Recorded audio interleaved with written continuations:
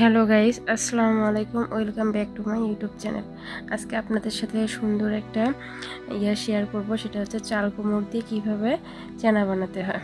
তো বাজার থেকে কিছু মাছ নিয়ে এসেছিলাম, সেগুলোকে পরিষ্কার করে কেটে ধুয়ে ফ্রিজে রাখবো ছোট ছোট প্যাকেটে করে, যাতে এটা পরবর্তীতে নিতে আমার সুবিধা হয়। তো বাজার থেকে তেল এগুলো নিয়ে এসেছিলাম, যেহেতু ওর বাবা বাইরে থাকেন, কেউ এনে দেওয়ার নেই।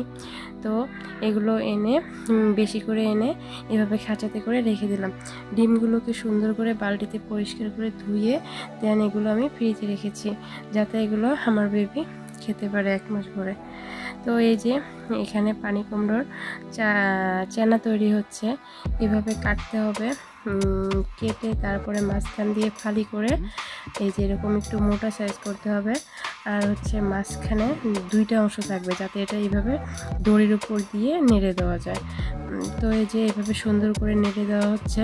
এটা যখন রোদে 2-3 দিন শুকিয়ে যাবে, তারপর এটাকে সুন্দর করে রান্না করে খাওয়া যাবে। তো এই ছিল আজকের ভিডিও। জানি না আপনাদের কাছে আমার এই ছোট্ট ছোট্ট ব্লগগুলো কেমন লাগে। যদি ভালো লেগে থাকে প্লিজ আমাকে একটু সাপোর্ট করবেন। আপনাদের ছোট্ট একটা লাইক কমেন্ট আমাকে নতুন একটা ভিডিও বানানোর অনুপ্রেরণা দেয়। ধন্যবাদ।